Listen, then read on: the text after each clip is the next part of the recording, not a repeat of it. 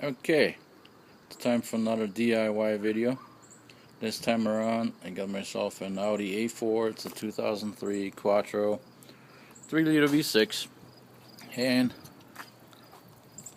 like I always do, I pick something that's got issues just so I can get a good deal on it. But let's see, this is the issue I'm fighting this time. Apparently it's not a common problem. The wipers, linkage, craps out on you. You can see the previous owner tried to get that wiper arm off and decided to smash the windshield while he was at it. So yeah, I mean, this thing is not loose as far as the bolt. It's just a linkage and it is wore up. It got so bad that this arm was catching underneath the passenger side one and jamming up the wipers. Not exactly the safest thing. So I pulled it off and moved it up a little ways, just so at least if it does happen to rain the next couple of days, it would not catch and screw myself over on it. So this is the part that we'll be replacing. The linkage or transmission, depending on who we talk to. Now the reason I decided to do this video is because there isn't one out there. Just like my wife's VW door one. People seem to like that one. There are a couple really good write-ups on some of the Audi forums on it, but I like videos. Makes it a little easier to understand, I think. Okay, the part on those write-ups, they mention a couple sites, and people seem to get them from Audi at $200 a pop. I consider myself not really a cheapskate, but I like a deal. I found this from Parts Geek, $61 shipped, and it's still made in Germany, so can't beat that. A real specialty tool, if you want to call it that, you'll need for this is a small puller. Those wiper arms are a royal pain in the ass to get off. You can do it with a screwdriver and hammer maybe sometimes, but then you're on the risk of smashing your windshield up like the previous owner did, which is going to cost me your windshield now. These things are $6 at the local AutoZone or car parts dealer. I got the set Advance. Probably need it for something else too. Off to work we go. Okay, I hate leaving stuff dirty, so I kind of cleaned the engine compartment up a little bit. What we have to start with is you just pull the engine compartment seal, pull that off.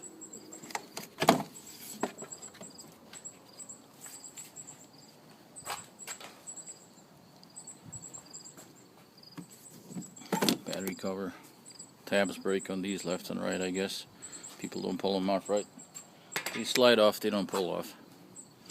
And then this compartment here. Sometimes you have a little metal clip on here. Gets caught on. Just clear that. Slide it out from underneath. It goes right here. Just like that. And just pull it right out. Put that away. On a little side note, these little areas right here, pretty much anything under the cover, under there, I think you can still see it on the other side. I didn't get it all cleaned up. Right under here, see all the leaves and other shit laying around in there. Great collecting spot for moisture, rain, stays in there. Kind of a weak link spot, whatever you want to call it. Cleared it out, grab a little portable vacuum or a shop vac or something, get in there, get that stuff out. Don't give it the moisture anything to stick to, or the water to hang out in there. It will rust in a hurry. So next thing to take off, 3 little torque bits right here. ECM is under there, you need to get that out and undo the wipers. Rubber cap, flathead will take those off. Now we'll take those off. Okay, once you take the cap off, this is what you end up with. 16 mil nut on both sides. Alright, that little puller kept walking off the head of the threads there, so I put the nut back on it. Kind of give it a place to stay. Don't put it on all the way, obviously, because you got to pull it, but just a couple threads worth, so it doesn't walk on you, and get some leverage. Still need 2 hands for it, so. Okay, oh, the puller finally popped off. It's a raw pain in the ass, don't let me fool you. The way I got it off was put a lot of pull on it with the little small puller on it. It still wouldn't budge. Ended up having to kind of smack it with a hammer on the side, just kind of break it loose, and it popped right off. So hopefully it'll work for you guys. Now one more to go. Okay, next thing is the little trim panel right here. There's a clip right there, which I already took off. Right by the positive post on the battery, and another one on the passenger side. That panel here is where to get it off, and the only way really, find a thicker spot, preferably over here, so you don't break any little vents, and just give it a real good pull. The way it sits in, I don't know if you can see it right here. There's a little channel that it sits in. I'll show you in a minute when I get it all out. Okay, this lip right here at the edge of that plastic, this one right here, sits right there in that channel, just below the glass. That way it gives you an idea which direction to pull. Yeah. There's the linkage we got to replace. Mount the engine motors right behind there. This is what screwed me over. Right there. It's just let out, busted off. Apparently what happens with them, they get water, the pivot seizes up, and this is just cast aluminum, just snaps. So we'll be taking this bolt off, same one on the other side, this one right here, and the whole kit and caboodle should just pull right out. Okay, so now that we got the 10mm bolts off here in the center and on the driver's side, need to take the cover off this side. It's going to be, I use a T30 torque bit, 3 in the front, 1 back here in that corner, and 1 on the other side in the corner. You can see what I mean by should get back there, keep all the moisture back in there and letting the Audi rust. So I'm going to grab a shot back to that real quick and just clean it up. Okay, now that's a little better. Now you got a nice clear view at the linkage. There's the battery vent tube. That needs to pay attention to that piece. And also down here, get a little press-in pin. So you pop those out. Kind of have a look at the rest of it on that. It's pretty much free. Obviously there's the wiring harness that goes to the motor. Right in here. Unplug that, and the whole thing should just come right out. Okay, well I got it out the way I got it out, and it might work in other ways for you. I moved the big ECU cable out of the way like that. Still takes some finagling and moving around a little bit. Now here's the important part, the connector right here. To remove it, don't pry with screwdrivers or yank on it and push on it. That little tab right here, just grab that with your fingernail and the whole thing just pops right off. Alright, okay, so here we have the old linkage and engine motor and the new piece. Let's make sure you prop it up the same way. Keep the arms about where the other ones were, just for simplicity.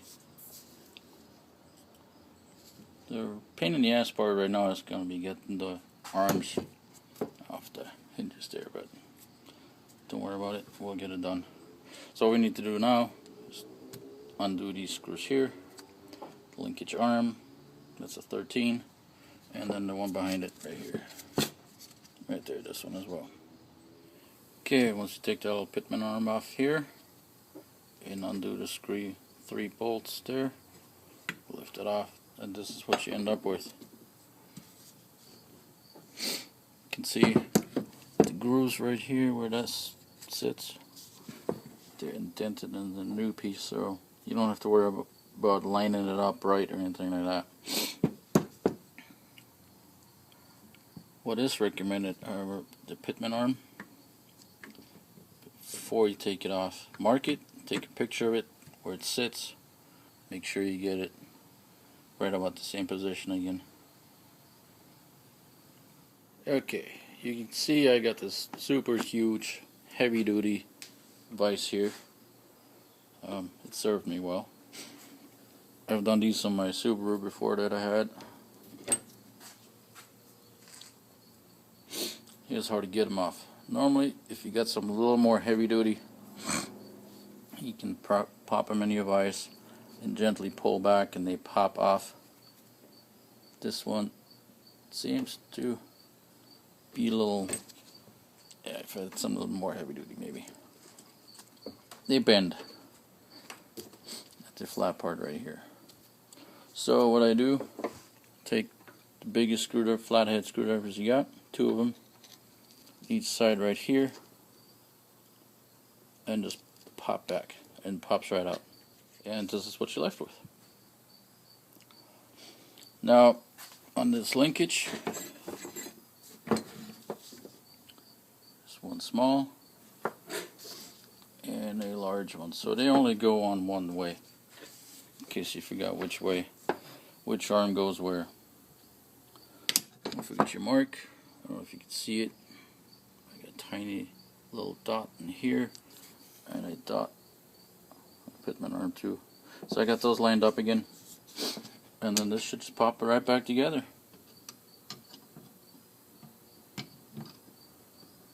To mount them if you want, what I'm going to do is I'm going to mount the center piece together, have this back in one piece, put the arms joints back on the levers there, and push them together with the vice grip.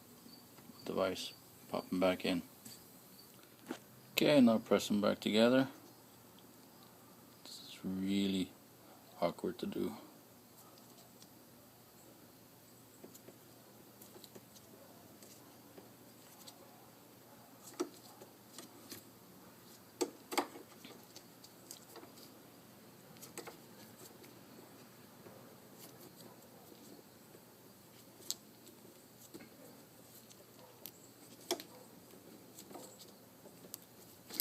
There she goes.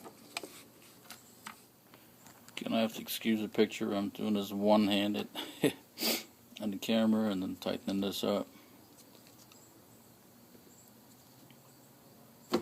There he goes. Alright, so I think everybody get the gist of it and how to put this together. Let's see. Okay. All back where it needs to be. I'm just going to put it back in the car.